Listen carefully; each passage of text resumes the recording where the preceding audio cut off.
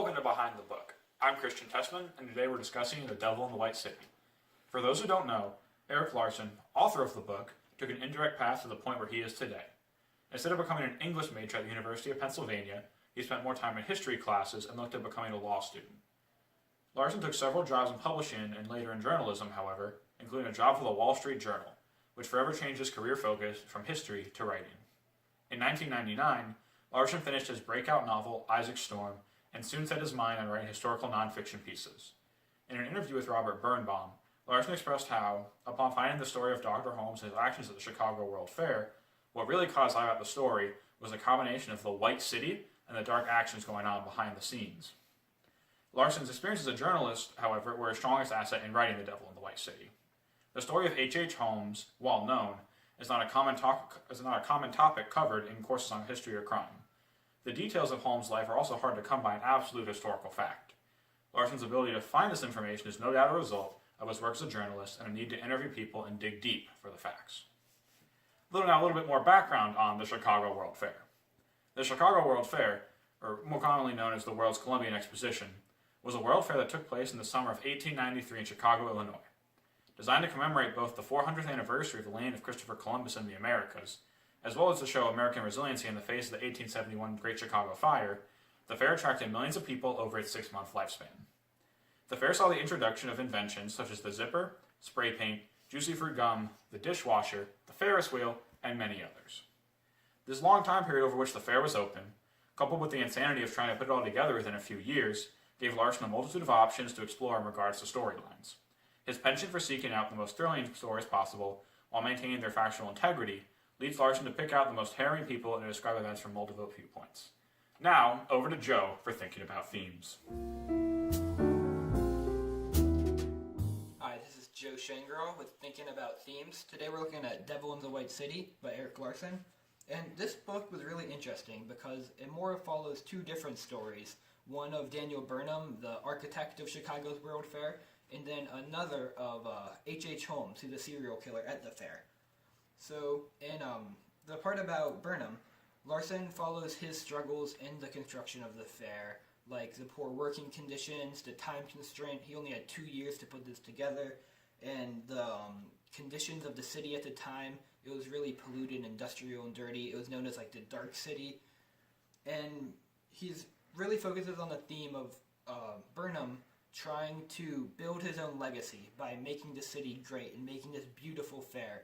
But also he had this issue where he was trying to work in the ideas of other architects, other nations, other businessmen, all of whom wanted their say in the fair. So Larson, he adds in a ton of specific details and historical anecdotes while describing this construction. He gives step-by-step procedures of building each building and every little aspect of the fair. Like in Buffalo Bill's Wild West show, he goes through like the whole, like almost the script basically for like this hour-long show. Where, and then other instances, once he puts in the entire menu for a dinner that Burnham eats at, which some of it can seem a bit excessive. When following Holmes, he uses that same level of detail, and he does it more though to develop Holmes' personal relationships with his colleagues and the people who eventually turn out to be his victims. The most interesting part about Holmes is he's able to perceive himself to be a normal person. He's intelligent, charming, or all the women compliment his like bright blue eyes, and this lets him really draw victims towards him. He doesn't actually have to go out and find people to kill, but people will do what he says because they're just in love with him. And he's able to masterfully put this plan together where he builds this huge hotel with all these bad parts and no one's suspicious about him. It's just like the builders don't recognize the locked rooms and secret traps he builds. And it's interesting though, because Burnham and Holmes actually are portrayed kind of similarly by Larson. They're both these intelligent guys who always get their way done, but their legacies, of course, are very different, as Burnham's one of the best architects of the time, and Holmes is one of the worst people in the history of the U.S., as one of the first serial killers. Now to Kevin in the recommendation room. I'm Kevin Cox. Welcome to the recommendation room.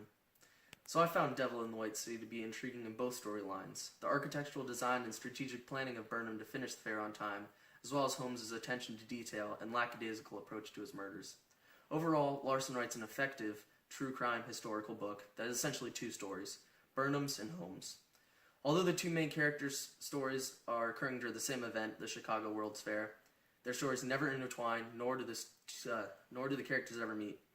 This aspect could frustrate some readers, who may feel that this makes the story less connected overall. However, Larson managed to present it in a way that's not confusing, alternating between each character every chapter. I feel like your enjoyment of the book really depends on what kind of person you are. For example, if you're someone who's interested in this time period of American history, I would definitely recommend this book, as Larson relates it to other people and events of the time, and you'll definitely learn something. However, like Joe touched on earlier, this level of detail can be one of the reasons some readers won't enjoy this book. Those who are expecting a fast-paced, suspenseful story throughout, this isn't the book for you. It feels like Larson is dragging on about the architectural aspects of the fair at some points, going into too much detail. I personally found myself skimming through Burnham's sections to get back to Holmes' more interesting storyline. Additionally, if you're not someone who does well reading about gore, Holmes' story is definitely not for you, as Larson extends his specificity to these sections as well. In the end, although it may be too detailed for some, you'll gain knowledge about this important event in American history, while also learning about the gruesome actions of one of America's first serial killers in a somewhat detached storyline. Final rating, 3 out of 5.